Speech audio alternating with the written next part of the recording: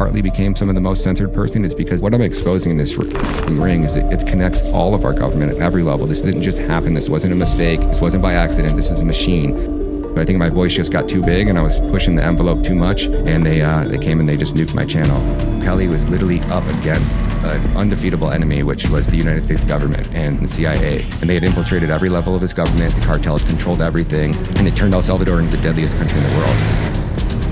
So I flew down there November 7th. I felt like God touched my heart. I was crying in there in the facility because I knew what a special place this was. Bukele, with or without me or anybody else, he's literally eradicating child from the face of his planet. Next thing you're going to know, you're going to see the world change, man, and it's Bitcoin that's going to do that. Hello and welcome back. I'm your host, Rob Wallace, and today I am joined by Ryan Matta, one of the world's most censored documentary filmmakers. Over the last 3 years, he has shined light on the dark world of child trafficking, exposed corruption in some of the world's largest institutions, and is showing the world how Bitcoin can be used to fix the problem itself. So yes, Ryan, welcome to the show, and thank you for joining us. Rob, it's an honor to be here, man. Finally excited to be on your show this time, man, and thank you for all the times you came and joined me on mine, man. I appreciate it. Yeah. So before we get into, you are one of the world's foremost investigative journalists when it comes to child trafficking, and I want to applaud you for your hard work, the risk that you put yourself through. But before we get into that, let's talk about your journey in media creation. Right? You, before YouTube and all this, you were working at a Ford plant as a systems engineer.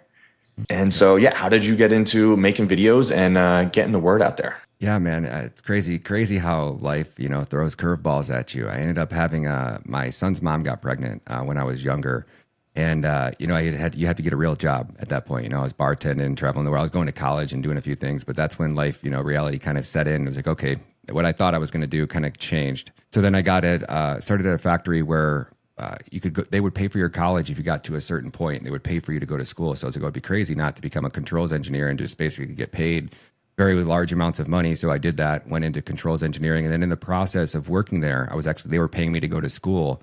And I was in class one day, and it was exam day at the very last day of class. And I fell asleep. I'd slept through like the study part of open books. So it means like I didn't know all the answers, and everybody got done with their test like immediately because they had all the answers.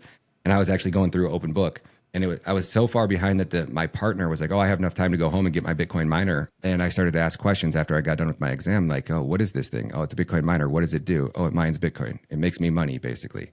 I'm like, okay, what'd you pay for it? He's like, I paid $300 for it. How much does it make you? It makes me $50 a month.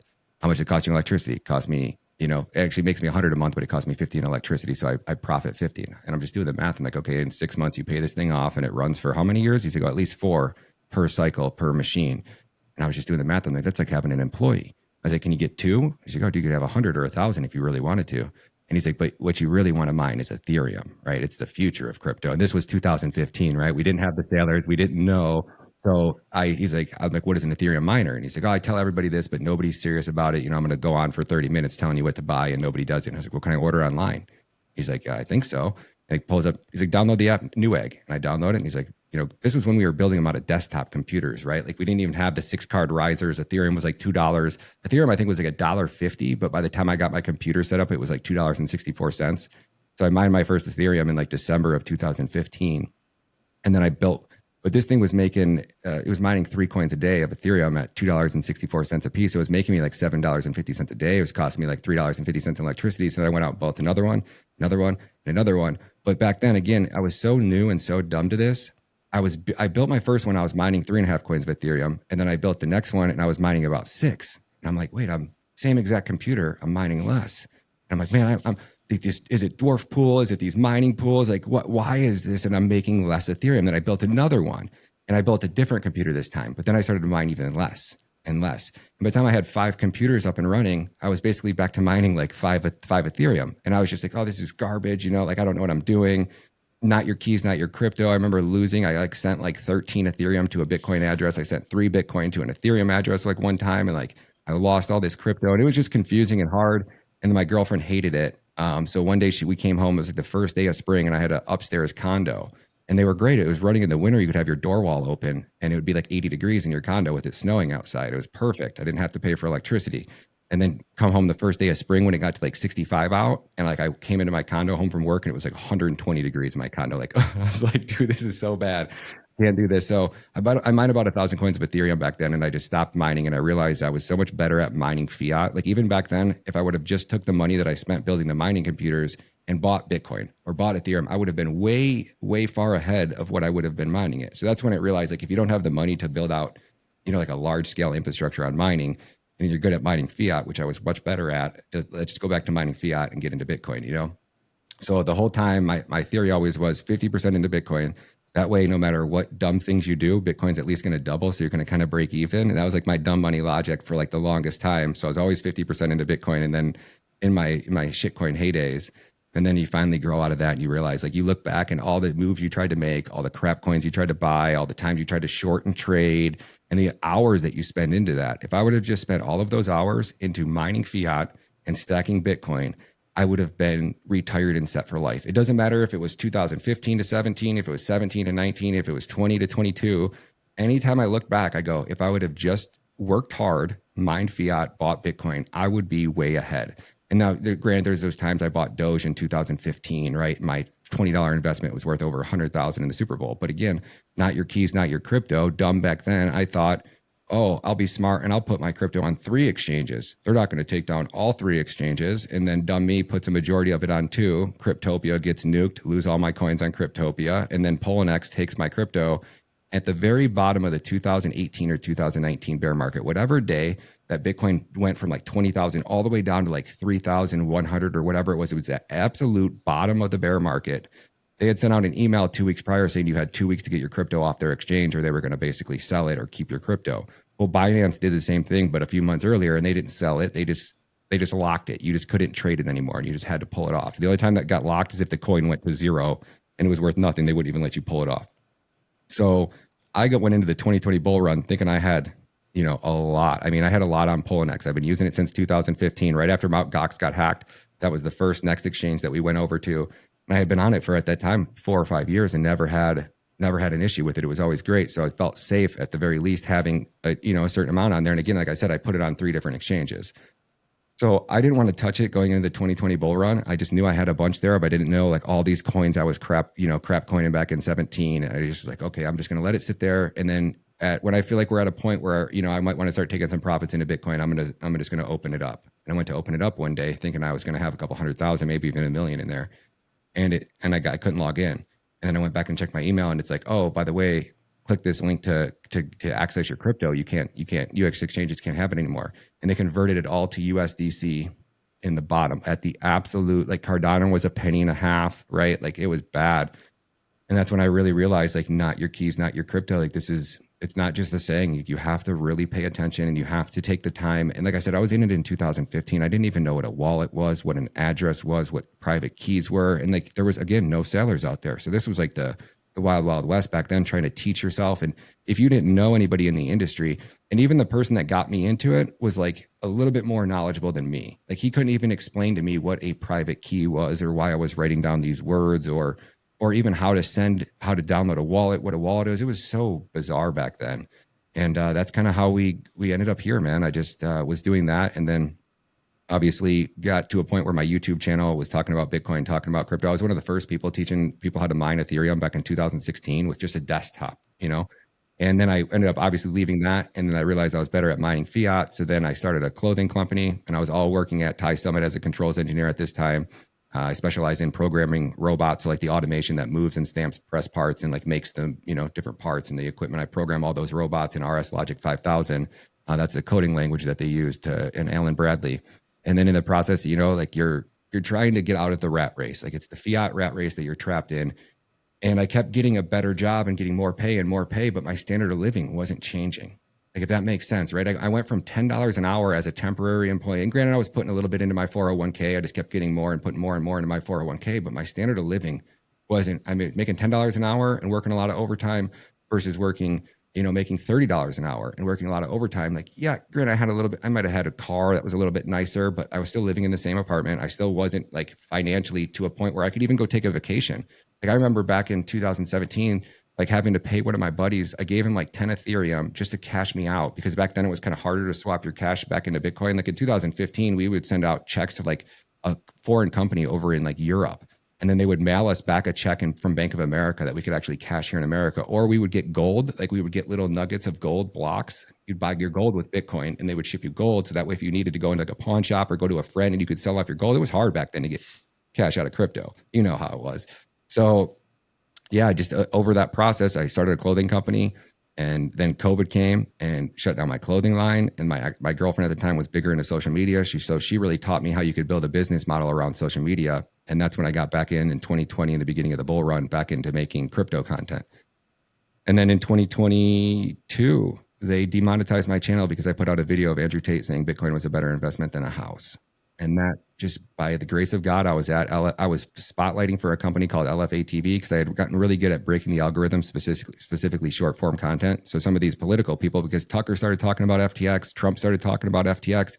So I started putting out a little bit of political shorts and they started to go really viral, like 2 million, 5 million, 10 million in 24 hours. Like, I mean, they were rocketing. I was doing 30 million views a month across 3 channels. And I think my voice just got too big and I was pushing the envelope too much. And they came and they just nuked my channel. And then that day, I was filming for LFA TV at CPAC at 6:45 p.m. I looked down and everybody's going, dude, why'd you delete our memberships on YouTube? And I'm like, I didn't delete. Open email. They demonetized me. I walk out of the door at 7:03 and Jeremy Herald offers me a job at LFA TV. First week on the job comes a whistleblower telling us that our government's running the world's largest child trafficking network. And that just led me off to the races, to the point where I just kept getting more censored. And I kept trying to tell people about this. Our government's trafficking children. I just kept getting more censored and deplatformed from LinkedIn first. And then it was 3 Instagram accounts. And then it was 12. I'm on my 12th TikTok account. I don't even mess around on TikTok like my one now. It's just like, I have a TikTok account, but I can't post anymore because I'm on my last strike on my 12th account. And I'm just like, okay, I got 3,000 followers. That's all I'm ever going to get there. I'm cool with it. I just have it there in case I need to download a video or rip something. And then that's led me to documentary filmmaking. I tried to put them out behind a paywall, which was great, right? Like we spent 100,000 and maybe we made 120,000 profit or total. So I made about 20,000 split between 2 people, 10 grand for a few months worth of work and doing the right cause. It was worth it, but the video didn't reach the masses. And that's what you really need. So I said, well, God blessed me early on with Bitcoin. And I think that's what we were all. And it seems like the good people were gifted early on, right? We're the freedom lovers. We're the people that despise the Fed. And we had something that God was just like, I want to bless you. So I was like, okay, why do I have the opportunity to take some time off? I don't necessarily have to work if I don't have to. And I have a cushion and I have the ability to save this many children. And I just felt like it was my calling from God to use a piece of my Bitcoin. So I set 1 Bitcoin aside. At the time I was probably 75 and now it's upwards of 100, but I took a whole Bitcoin and I was like, okay, I can make a documentary for 25 grand. I can make 3 of these. I'll just put a donation link in there. And if God wants me to keep doing this, every time I break even on one, I'll make another and I'll make another. So I hit off right off the bat with the child trafficking ones. Both of those broke even. And then my third one was regime change. Now, regime change was supposed to be part of the second one, which was Operation Amber Alert Guatemala with the missing children, but it was 2 stories. It was the missing children and then the election fraud. So I had to separate them. And the second one was regime change, which just talks about how our government, the United States government, goes into these third world countries and basically uses USAID and these NGOs over a 5, 10, 20, 50-year period to basically subvert their government, to take over their politics. And that one made me like $1,000. Then I was like, okay, in the process of telling this story, because you can't just tell how the children are being trafficked by the government, you kind of have to show how the government goes in and destabilizes nations. And then after that is this guy named Bukele and this thing called Bitcoin and a gentleman named Jesus Christ, right? And they all come together and converge in this almost like David versus Goliath story, where Bukele was literally up against an undefeatable enemy, which was the United States government and Mossad and the CIA. And they had infiltrated every level of his government. The cartels controlled everything. Our NGOs funneled in billions of dollars into their country, 7.5 over since 63 to be exact. And it turned El Salvador into the deadliest country in the world. And then in 2.5 years, this gentleman named Bukele turns El Salvador from the deadliest country in the world to the safest country in Latin America. I'm like, well, how did he do that? Well, first thing he did is cuts off USAID, basically cuts off the head of the snake. Then he builds these mega prisons. Then he starts arresting the cartel members. They over-retaliate and slaughter 63 innocent civilians. That gives Bukele the vote that he needed in Congress to temporarily suspend the Constitution. And then he just goes and wages all-out war on political corruption. And then Bukele comes back and he eradicates political corruption. And the next thing you know, in 2.5 years, the country goes from the deadliest country in the world to the safest country in Latin America. And it was really the Bitcoin audience, because the mainstream media had such a stranglehold on controlling the narrative. And that's how they would do it. No matter how great you were doing over a few year period, it's the hearts and minds is what you're trying to win, the hearts and minds of the masses. And it was the Bitcoiners that went down there and were like, oh, he's making Bitcoin legal tender. Let's go down there. And then it was the Bitcoiners that were down there were actually reporting the real news. Bitcoin Shooter was one of the first people that made the documentary called The El Salvadorian Comeback, I think it was, which was what inspired mine. And Bitcoin Shooter, it was like a 10 or 15 minute short little film. And it was just, it opened my eyes and I go, oh my, I see it. I saw the power of Bitcoin. I seen what you guys were doing down there. And I was like, I have to go. And then that inspired me to actually start back up my Bitcoin podcast, which is how I met you. I remember I reached out to you and I was trying to do 3 at the same time. That was like right right before I even started this documentary, I was going back into Bitcoining full time. I was like, okay, if I can't save the children, I'm going to do both. I'm going to try to get back into the Bitcoin world because that's how I can help the most people. And then I went down to meet Eric one day to start our Bitcoin documentary. We had this plan. We were going to travel to all these different states. We're going to try to interview Sailor, Breed Love. And then for me, I'm already doing this, but for Eric, he's got kids, he's got his wife, he likes to travel with his wife and kids. So that makes it really, really expensive to try to kind of get out and make these films. But we didn't really know that at first. So I went down to El Salvador, and that's where I was supposed to be starting my Bitcoin documentary with Eric. And Eric felt bad. He's like, man, I'm so sorry, buddy, but I don't think I can do this anymore. And I went to the after party that night and I met a gentleman by the name of Will. He runs Club Cacao it's like a incubator for Bitcoiners down in El Salvador. It's right on the beach. You go down there with a bunch of like-minded people. Anytime there's a Bitcoin event there, he throws the after parties. And I went to one of his after parties and that's where I met Claudia. And she's like, oh, what do you do with the kids when you save them? I'm like, well, there is no such thing as a safe place for these children. It doesn't exist. She's like, oh, you've never met Bob McDonald, this guy in El Salvador. So the next day, on my last day in there, right before I caught a flight, I meet this guy named Bob and he takes me to this trafficking rescue organization. And so let's pause right there because I think this is a whole other aspect of the story that we want to get into. But before we do that, I want to talk about the journey going from YouTube. You were censored, you were shut down, and then going into this documentary world, right? I mean, of course, they're both media productions, but they're completely different beasts. And had you ever made a documentary before? And what kind of schooling did you do to get up to speed in order to go out and just start pumping these films out into the world? Oh, that's a great question, man. No, it started with right at the same time I was like the day before or the week before I got demonetized. I had met a girl named Laura Loomer, and she was the most banned woman on the internet at the time. So Elon had was talking about reinstating her. By the time I did her interviews, she was actually back on X. And I just was seeing this girl and I heard her story and she wrote this book. And the more you looked into her, I was like, wow, this girl is, wait, that's why they took you offline? And I was so new to the censorship industrial complex, I didn't realize it was an actual thing. So I was like, hey, Laura, like I'll come out and let's talk about your whole book, your life, and I'll make a little docu-series on it for you. So I flew down to her and I put this docu-series together. And then I came back, and then when I met, I was doing interviews, doing my podcast, and it is a completely different world. So I had a little bit, I've always wanted to do a documentary. And then I feel like when you're able to watch somebody else's content, like I could watch your interview right now, and I could know exactly what camera you're using, what type of lens, how your lighting is in your studio. It's like once you understand, you start watching documentaries, like, well, I could film that shot, I could film that scene, and then you start seeing how they're telling the story, and I just got obsessed with it. So then I started watching like every single documentary I could. Every night I went to bed, I just watched a new documentary, and I'm just sitting there like literally taking notes. Like, okay, cool, this scene's cool. Some of my favorite ones are a gentleman did one called it was on January 6th called Bloody Hill, and he had this preacher that's like he's got like a cowboy hat on, and he's sitting there in the dark shadows, and I was just like, and you start watching these films, and you start getting creative shots and ideas, and I just started putting all these together, and then even my first one where I'm like I got the black wall behind me, and I'm all black, and my editor is kind of like putting graphics and things behind me. Even that shot was the day I was filming my first documentary. I had like a green background with neon lights and trees behind me. And I sent it out to my editor. My editor's like, I don't know, man. Can we do something besides green? And I was like, oh, bro, you're killing me. Like, we're just running out of time. We have to have this film done in 30 days. And he's like, oh, just try one more. Try blue lights. So I did with blue lights, and it got a little bit better. But then I was watching a friend's video, and he made this thing with a black background. And I go, so I literally went to like IKEA and I bought like a ginormous black sheet, and I had just finished this house, and I'm literally nailing a black sheet to the walls that I just finished in this house. I'm like, this has to work. And all of a sudden, boom, it hit. And I was like, that's the shot. Like this makes it look like I'm professional enough to like really like on the next level professional, cheap production budget. And I just got lucky on that one. And then just from, it's really my editor, to be honest. Like I write the script and I piece the things together, but it's my editor. This guy's in Africa. He doesn't have enough internet speed to download my films. He has to go to his buddy's house and plug his laptop in. He edits this on a single laptop without a second monitor by himself with like the crappiest internet connection you could ever. And he putting together Netflix style documentaries. So when I tell you this guy is like, so Regime Change is my third one. I had a second editor attempt to edit that one. And when you watch Regime Change versus my other ones, you're like, whoa. Like Regime Change is good and all. It's a documentary, but it's nothing like like my El Salvador one, I think is some of my best work as far as quality, production, storytelling. He's magical. So if I sent you what I sent him, you would be like, dude, he's the magic touch, man. So that's kind of how we got here.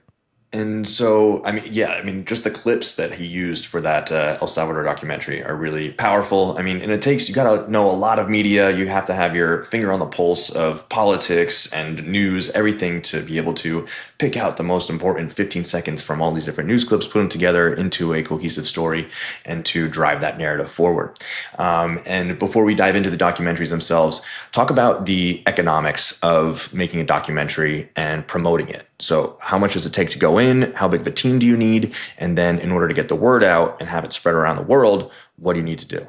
So there's 3 different levels to the documentary filmmaking from a organic spot. Now you have people, for example, the Dirty Coin documentary, right? That was the big Bitcoin documentary. The production value on that, because I interviewed her and she said I believe it was 450 was like what that cost.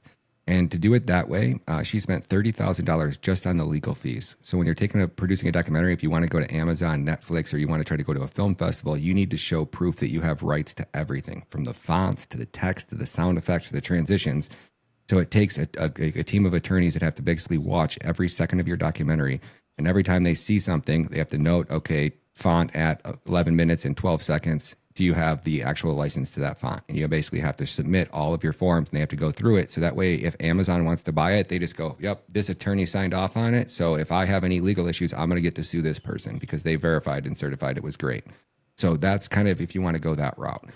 And that route, then you probably put aside probably $100,000 marketing budget. So you can use Dinesh D'Souza's films, for example. My buddy Kyle Seraphin and Steve Friend and a couple of these guys were involved with producing the film Police State. And Dinesh was very open about, he had a $100,000 marketing budget and $1 million budget to produce the film. So when he wanted Kyle Seraphin and Steve Friend to be interviewed and be part of that film, it was $10,000 for 7 days worth of work. They paid him like $1,100 a day or whatever, $1,200 a day. And they came down there for 7 days and filmed some of the reenactment scenes. So that's that way. So I don't have any of that. I had a $25,000 budget, which I set aside of myself with my Bitcoin. So I have to do it organically. So over the time of like going out and filming my documentaries, as I'm getting these breaking stories, instead of coming and breaking them on my own show, which I do as well, but I'll call up Alex Jones or I'll call up Redacted and I'll say, hey guys, I got this massive story. Do you want me to break it on your network? And they go, yes. So what I'm doing is I'm basically building an alliance of all independent media that I can, and I'm using my stories to help better their network. So that way, when it comes time to release my documentary, I go, hey, I'm putting out a film instantly. Owen from InfoWars is not only bringing me on to interview me, then he also does a live premiere of my film. So he watches it on his Rebel channel. And it's great because my films are getting out there more, but they're also helping them grow on their channel and get subscribers, and they're getting exclusive rights to use my content as well. And I've just built out this coalition. I think I added it up the other week. Just the top 29 accounts that I can just send a DM to right now have a total combined audience of like 14.2 million followers. That's my social network distribution that I've used to basically help me soundboard. Now, it's also what's the most important is your views in the first 24 to 48 hours. So if my documentary gets 1 million views in the first 24 to 48 hours, that'll start getting me invited onto like the smaller podcasts. Like let's just say anybody under 25,000. Then if you get from like 1 to 3 million, if you get 3 million on it, then you're getting invited onto the podcast of 25,000, 50,000, even somewhere it's up to 250, 500,000 podcasts. You get over 5,000 or 5 million views in the first 24 to 48 hours. Your documentary is getting enough attention and enough people are talking about it that you start getting invited to if I wasn't already, to the Alex Joneses, to the Redacteds, then if you get over 5, you get up to like 8 to 10 million, then you start getting invited onto the Benny Johnsons, the Tim Pools, even like the Laura Loomers, the big political right wing. Sometimes you'll get like a Newsmax or an OAN. If you get over 10 million, that is the sweet spot. I have never got there, but I've seen other people do it. And what it does is your video is going so viral that you're trending on Twitter on the top of the algorithm for an extended period of time. And when you're doing that, you're forcing every media outlet to report on you because it's getting so much attention that the left, if they're against it, they have to take a stance against it. And they have to call you a conspiracy theory and they have to try to discredit your film. And then if they're trying to do it and attack you, then that normally gets the right behind you that wants to promote your film. But what I've done is I've crossed this party line where it's no longer left versus right, Democrat versus Republican. It's good versus evil.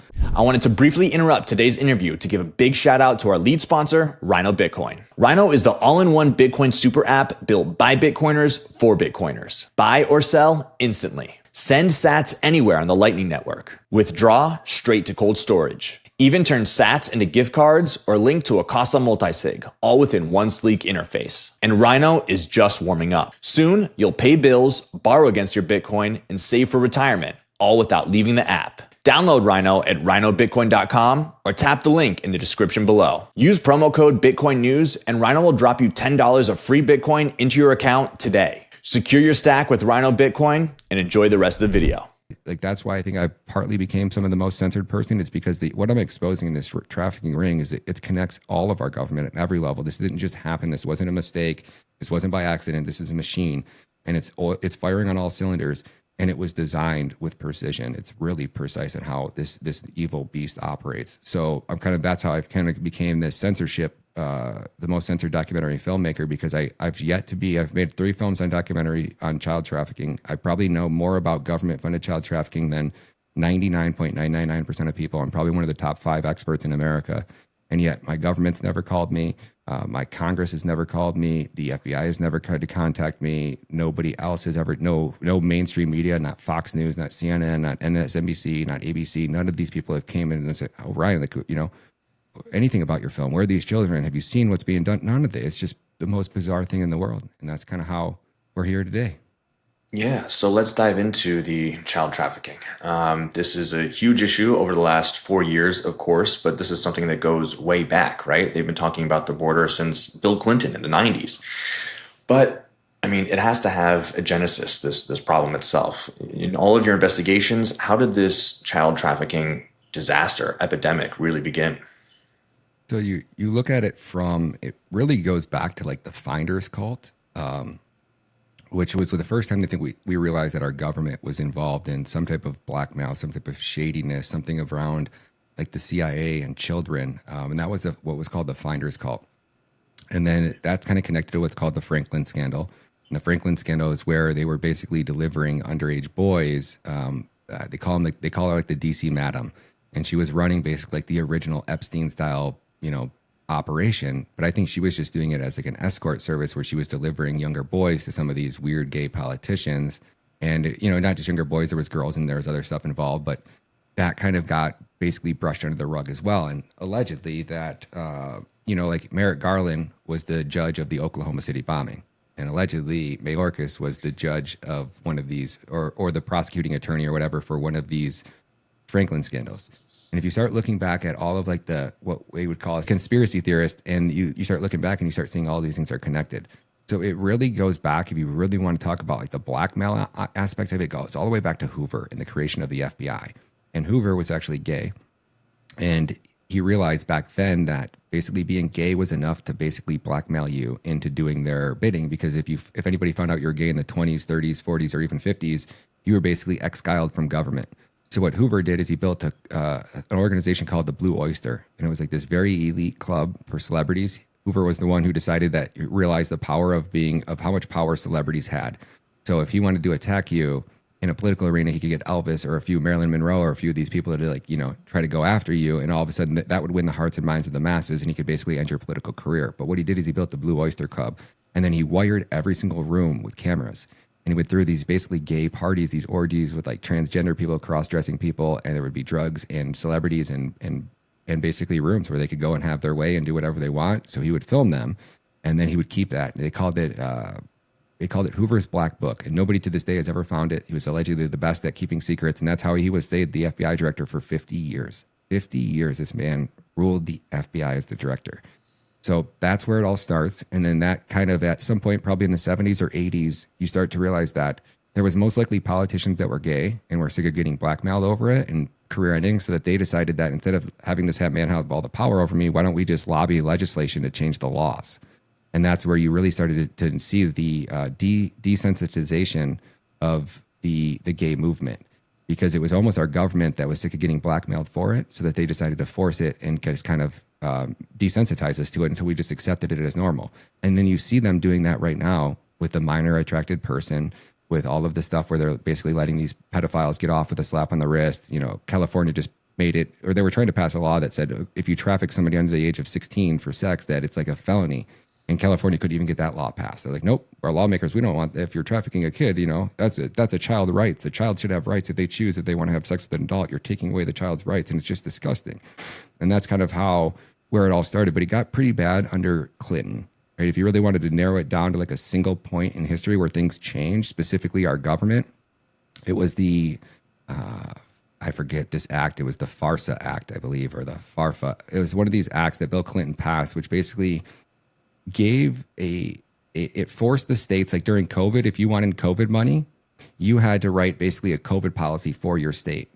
Okay. Like basically said that like the state has the power to force vaccinate or to, you know, allow employers. It was you had a state constitution, but you basically had to implement this act at a state level. That way you could get access to this government funding. Bill Clinton did the same thing, but for children. So if a state wanted to get money from the federal government, like big money, they had to implement this policy. And this policy basically allows them to legally take away your child. And this is where our government and CPS first started getting into the business of literally profiting from taking children and separating children from their parents. And that's how the whole time I've been on this investigation, like how did HHS magically come up with this government-funded child trafficking operation in such a short period of time? Like Trump was gone on January 20th of 2021. And by March 31st, our government had already vanished 20,000 children. And I was like, wow, that's quick. And then within 2 years, it was 85,000. And I'm like, this is just, it's a machine. It's firing on all cylinders. How did our government know how to do this? Well, it wasn't their first time. CPS was really their first time. And that's a film that I'm working on that I try not to talk about too much because it, like everybody that's made a film on CPS, including a senator, has been killed. And it's very serious. Our government's, if there's one, like the most protected entity in our government, you almost don't even hear Doge talking about it. You don't hear anybody talking about it. It's CPS, which is really the root, the head of the snake. Everything else is just aftermath, street prostitution, child trafficking in individual cases. It's always been there since the beginning of time. It'll probably always be there, but you can do things to mitigate it and reduce it. You know, like El Salvador in the next 4 or 5 years will probably have it like a 99% success rate, where there'll only be like 1% of less than 1%, I would say, of trafficking cases in the world will come from El Salvador, and that'll most likely be the parents, where it's almost impossible if a parent is going to traffic their child to prevent that from happening. So. Yeah, and so let's talk about El Salvador. You went there, you had your eyes opened about the Bitcoin revolution going on, and it tied into all of this work with child trafficking, right? And this House of Life initiative and saving these young girls who had these babies. First, let's talk about the El Salvador experiment right now. Going down there firsthand, Bitcoin, do you think it's really changing the way of life, or is it just a marketing gimmick? It's so hard to put this and describe this. I did the best I could in my film, but the second you walk off that plane, you see joy, happiness. It's like, I got goosebumps right now, just even talking about it. It is such a bizarre feeling when you go into a country and almost every citizen is happy.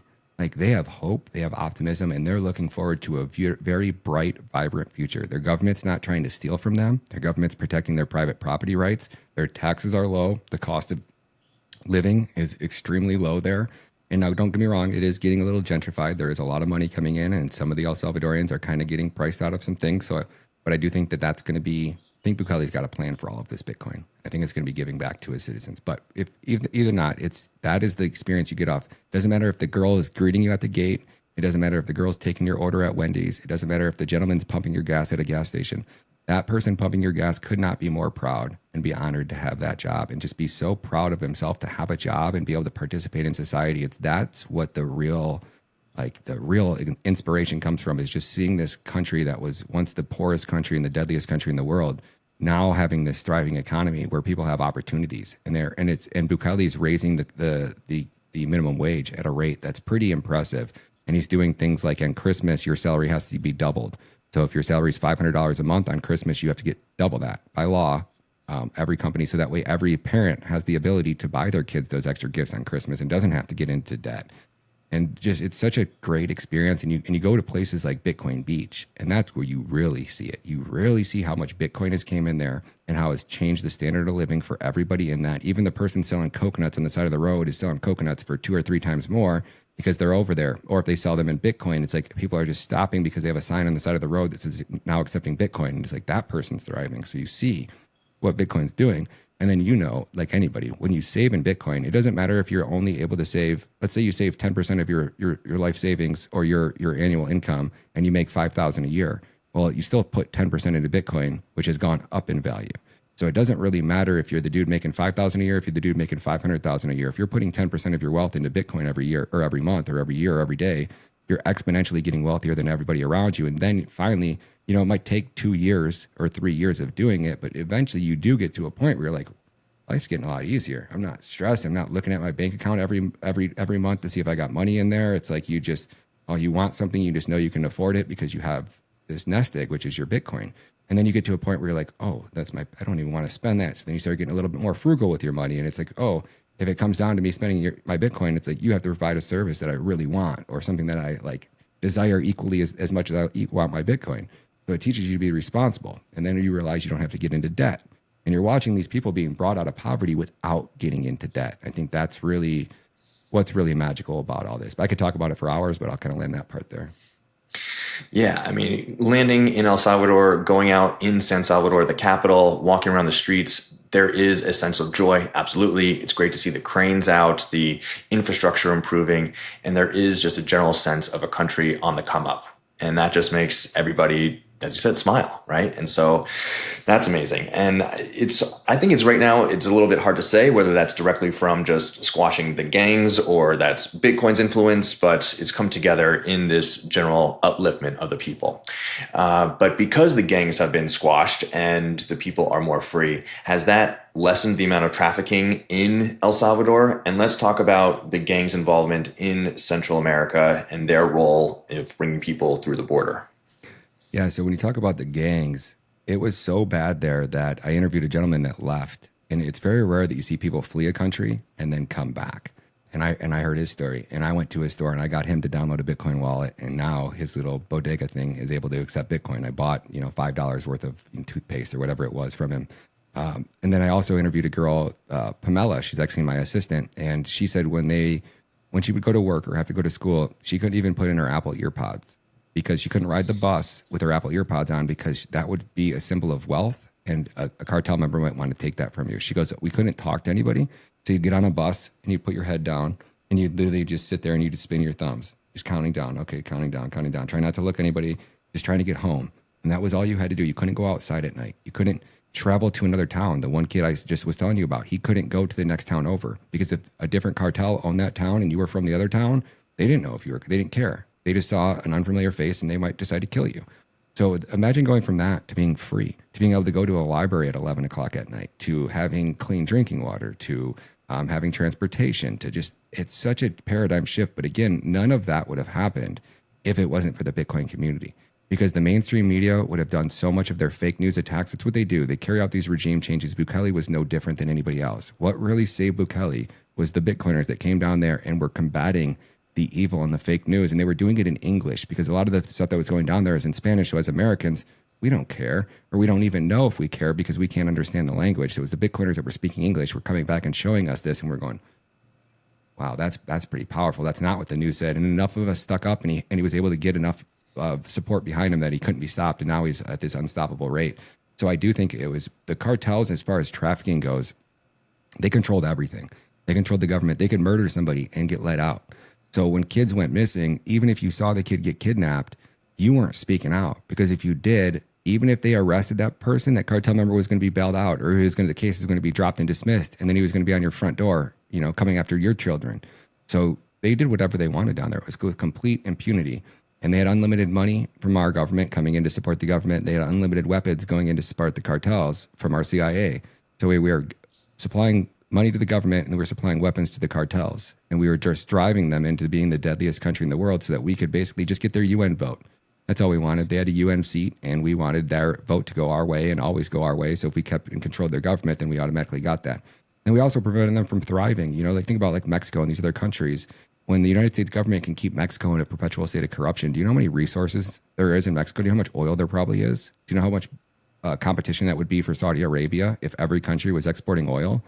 So in order to keep the dollar, the global reserve currency, and make Saudi Arabia be the one that can dictate that by forcing everybody to use US dollars, the government of America is highly incentivized with Saudi Arabia to keep every other country in a perpetual state of corruption so that they can be the number one consumers of oil. El Salvador is no different. They're super rich in natural resources, specifically gold, specifically volcanic energy that they could use. You know, they're doing it with Bitcoin mining. They're going to be one of the largest Bitcoin miners because of all that energy. And that's kind of the story of that. So yeah, the cartels controlled everything, and trafficking was rampant. 50,000, 47,000. I could look it up. It's 47,973 children ages 0 to 17 from 2021 to 2024 arrived at our border. Now, a lot of those cases from El Salvador is a little bit different because what Bukele did is in El Salvador, it wasn't uncommon for a cartel member, like the leader of that specific cartel in a town, to have literally 20 children. He would have 4 girlfriends, each 5 kids with each girlfriend, and they all knew about it, but if you were a woman and you wanted to have kids, you had a decent life if you were dating a cartel member. You paid for everything. You didn't have to work. Your kids got clothes. They got the best school. They got the best education.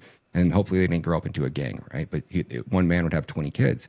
Well, when Bukele came and rounded up all the gang members, if the wife had face tattoos and the husband had face tattoos and they had 20 kids, the government took both parents, and now you just left 20 children as orphans. And there's no social net there. There's no government programs to take these kids. So basically anybody above the age of 11, it was just common knowledge in El Salvador. Just if you got an opportunity, if your parents both got killed and you had nowhere to eat or live, you would just start walking and try to walk towards America and get a better life.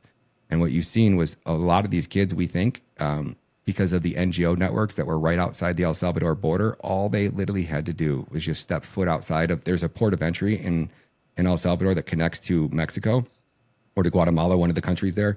And they were able to just basically walk right across the border. You get go on these water rafts, or you'd get basically trafficked across this border. And then once you got across, you would see these NGO signs, and then you would basically go check in at this NGO. And then once you're in at the NGO, you're a $775 price tag per day per child. So that NGO would traffic you up to the border of Mexico, and they would basically have you walk across and turn yourself in. And then once you were turned in, you get processed through the system, and you'd end up back at one of their NGO facilities in America where they're making $750 per day per child. It's insane how systematic it is.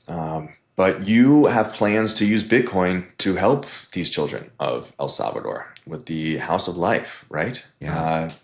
Tell us how you're going to do that. So over the years of doing this, 3 years traveling across the country to, I can't tell you how many of these NGOs, these non-governmental organizations I've been to that claim to help children. And what you do is you walk in, if they even let you in. Most of the time you're able to see them when they're moving the children in the morning, and you're able to just see. But the kids are timid, right? When you walk into a room, the girl's got her eyes down, and she's like giving you that like slide glance out of her side of her eye, but she's just trying to look up and see if like a supervisor's there. You tell it's almost like they want to tell you something, but they're terrified, and they just know they have to keep their mouth shut. And every adult in their life has betrayed them, so you're not going to magically get their trust in a matter of a second. So they don't know if you're on their side or you're there to buy them, literally. So I've seen that, and then like I said, I was in El Salvador, and this girl named Claudia comes, and she goes, "Oh, you got to meet Bob at the House of Life." So I went there, and within minutes, I could tell from the second I walked in by the girls, I'm like, "Wait, this girl just got here like 2 weeks ago, and she's coming up and shaking my hand." That doesn't happen, right? Like that level of comfort and trust, because Bob brought me in. I walked in with her father, and he says I'm a good guy, and this girl just trusts because dad's there, right? Or not real dad, but you know the new dad she has, and it was magical, man. If I start talking about it too much, it'll bring me to tears, because you just see these girls, and I know, like you're talking about one of the girls in there, when she was 7, her cousin raped her, and she went to her grandmother and told her, and her grandma took out a stick and basically beat her bloody because it was her fault that she wore shorts, right? So these girls are coming from such a nightmare. They're getting knocked up, most of them by a father, by a brother, by a cousin, by a pimp, or mom will take them and say, "Hey, you're going to be a girlfriend today. You're 13. You're now old enough. You're going to be a girlfriend. And here's what a girlfriend does. And this is going to be your boyfriend today, and your boyfriend tomorrow, and your boyfriend the next day." And they pimp out their daughters, and eventually they get pregnant.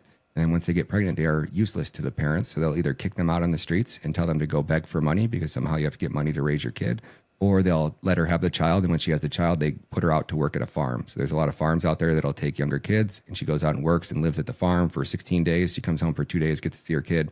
And then the contract is with the parents and the farm. So the farm sends all the money directly to the parents. And the parents maybe give her enough scraps to kind of get by. So she's basically like a slave. And if she wants to see her kid, then that's the only way is to do it. So this man, Bob, saves them, takes them off the street, and then raises them like they're his own daughter. They don't get kicked out when they turn 18. They can stay there until they're 23. And in the process of going there, he gets them, they get their high school diplomas. They can go to college. They have culinary class on Mondays. They have cosmetology on Tuesdays. They have like jujitsu training on Thursdays. They have all these different organizations. So the girls come there, and then when they leave, they're leaving with a skill set, with a career, with, you know, like a nest egg to start their life over without a man in their life.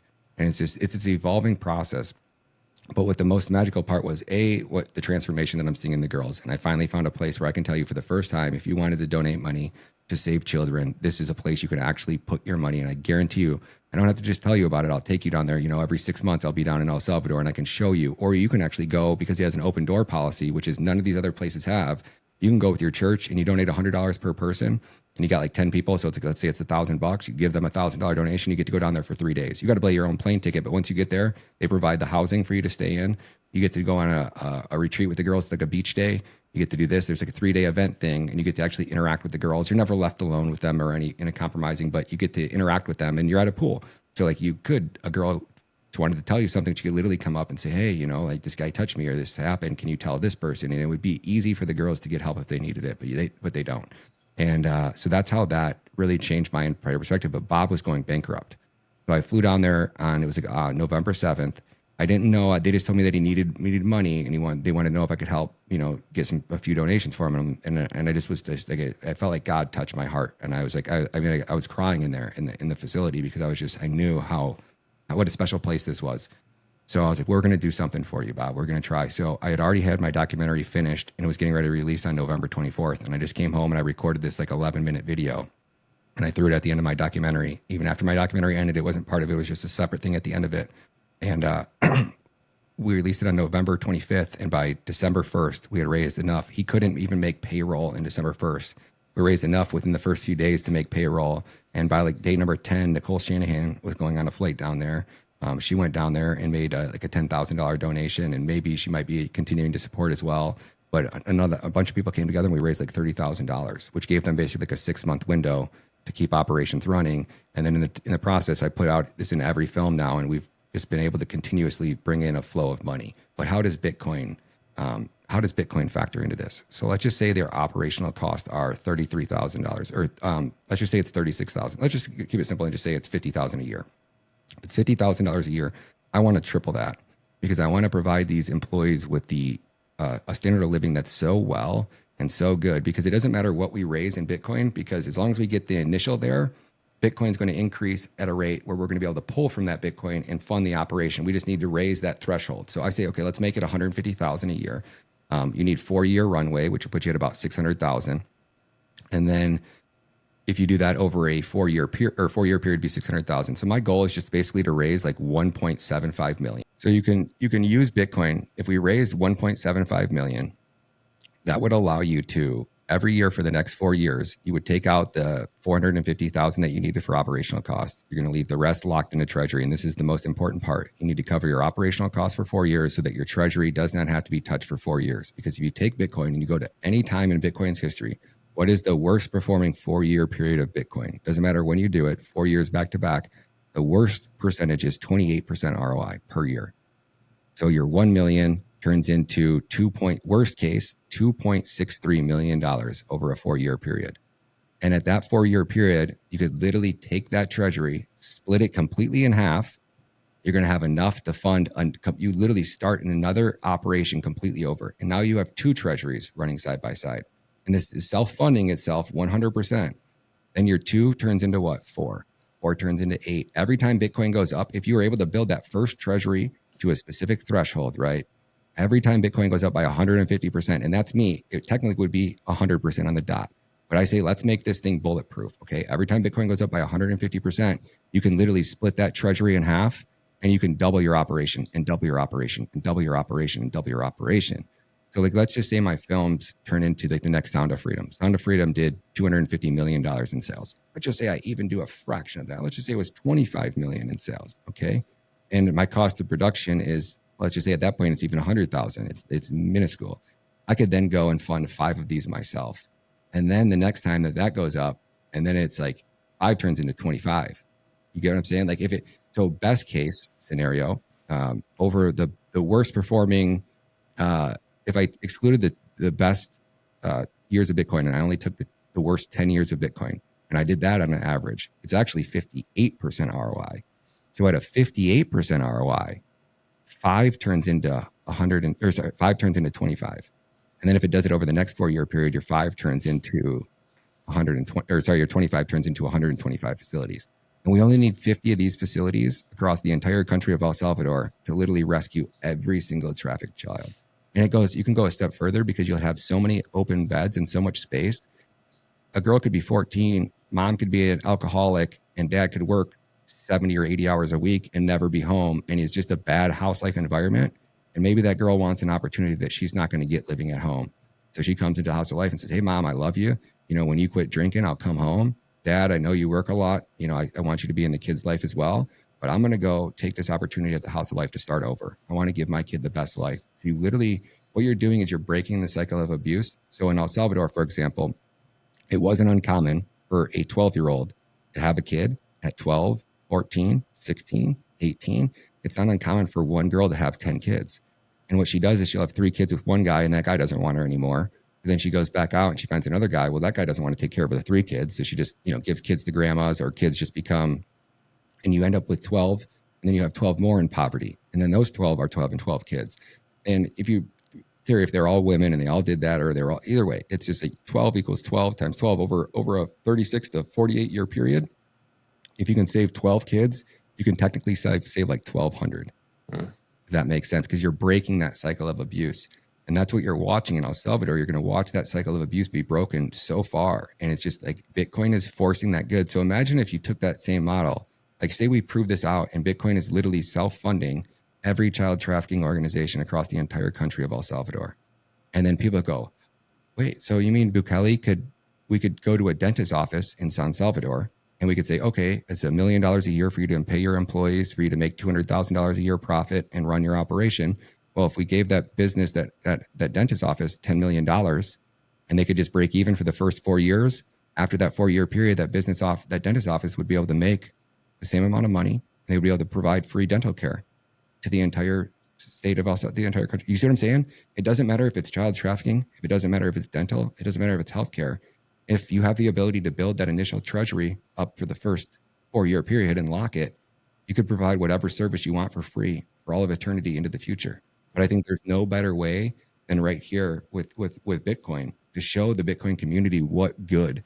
And I tell people like this. So if I could raise $100,000, it would allow me to make 4 more films, and hopefully I break even on half of those. So maybe I can make 8, or maybe I can make 6. And then after 6 more films, my name gets big enough to where I can really make films on that Sound of Freedom level. But for $1 million, I could do it almost instantly. And within like a year and a half, 2 years, I would have one of the largest voices in this movement. And when your voice gets that big, you're allowed to force change. Like let's talk about the FBI in America. We are the number 1 consumer of child porn, the number 1 consumer of child rape, the number 1 consumer of child ritual sacrifice, and the number 1 consumer of all hard narcotics. America is the last country you'd want to be lost in. So if we're the number 1 consumer of child porn, why is child porn the lowest priority for the FBI? Like they have like 10 banded threats, and number 10 is child porn, meaning they are the least incentivized to solve child porn cases. They only arrested 1,408 pedophiles in the entire year of 2023. To put that into perspective, Alex Rosen, he's a gentleman on X, and he goes out and like exposes the pedophiles himself. He put away 284 pedophiles in 1 year, which is like 20%. So like literally one person with the right resources can save more children and get more pedophiles off the street than the entire FBI can. That's the problem. So when your voice gets big enough and you can make issues like that so known, you can force policy changes.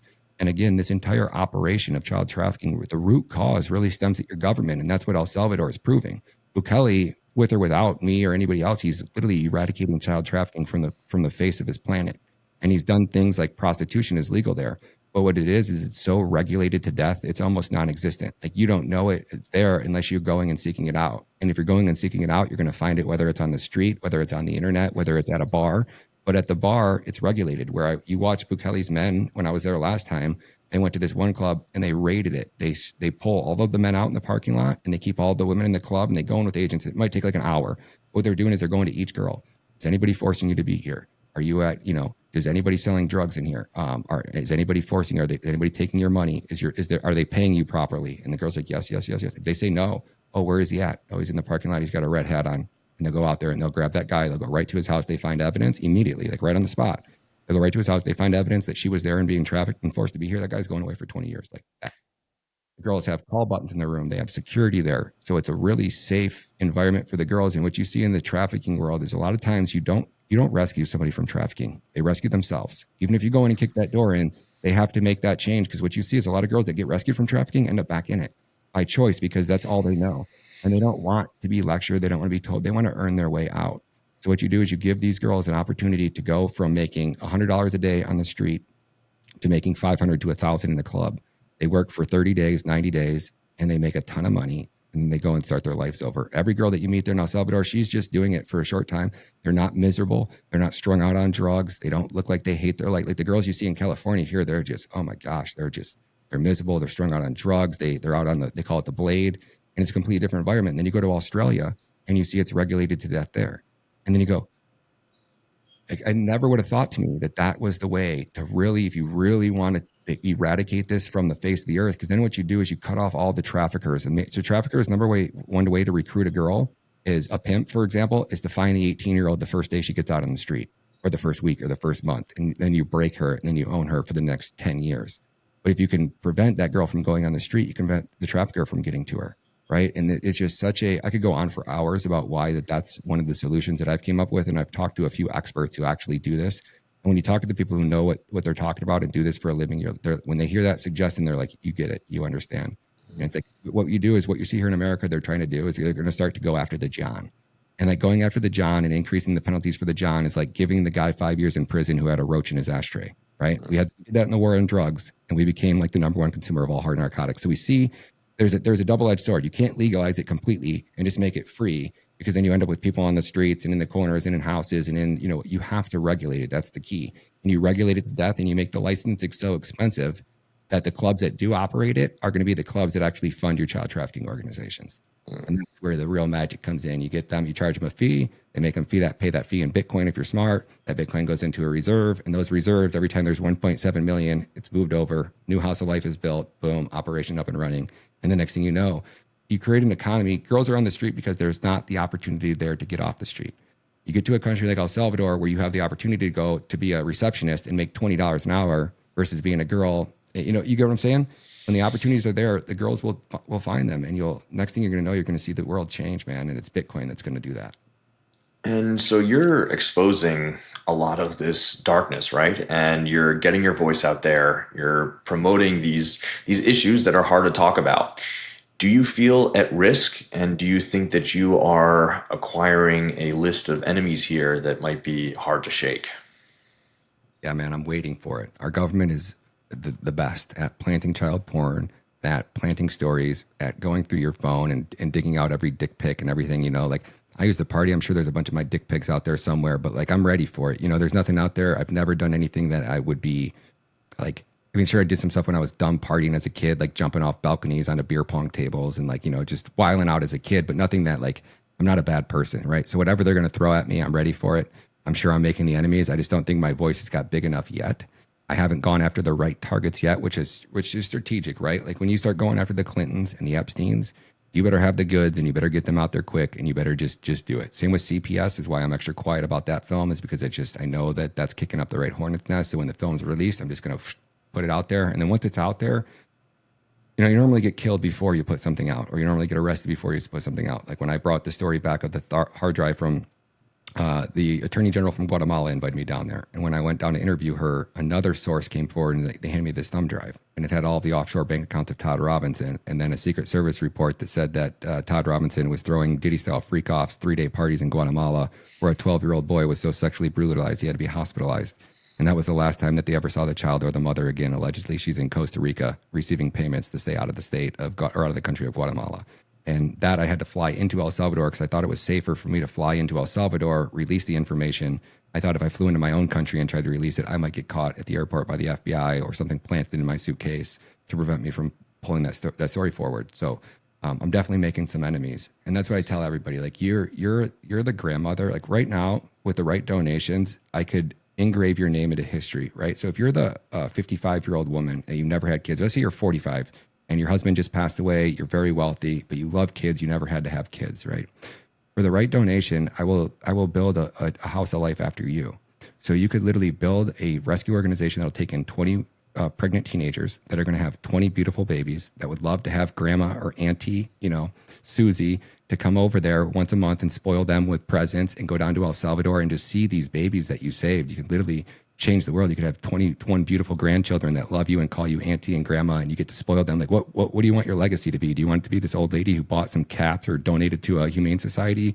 And is that what you want your legacy to be? Or do you want your legacy to be that you literally helped change the life of whoever? And then same with the guys, the 24-year-old that was mining Bitcoin at 11 and has $4 billion worth of Bitcoin. It's like there's only so much ecstasy and so much ayahuasca and so many ketamine retreats that you can go on, so many Bentleys you can buy, so many girls that you can hook up with before you know what is your purpose in life. Well, if you really want to engrave your name into history, come help me save these kids. And together we can do this and change the world and make the world a better place. And hopefully that's all I need is just one person that really wants to make a change. And we can save at the very least every single child trafficking victim in El Salvador. And I think once we do it in El Salvador and we show that model to the world, that's when your voice gets big enough. You're like, wait, El Salvador did it in 4 years. Why are we the number one? This isn't rocket science. This can be sick. The problem is so easy, but you have to get your government on board with the right solutions and the way to fix it. And the only way you do that is somebody to get their voice big enough. Tim Ballard, I think, was on a roll. And then the opposition research, $2 million into an opposition research, they basically destroyed his life. But it was all, now 4 years later, it's all being proved that it was all a hoax. But, it took him a while and it took him out of the game. So I don't know, man. I just hopefully we can do this. I know we can do it. So I've just been, like I said, I put up my own Bitcoin to do it. I'm here. We're out here. People like you are stepping up now and bringing me on your platform to talk about it. And it's those voices and these interviews that I'm so grateful for, man, Rob. So I really appreciate what you're doing. And thank you for giving me the time.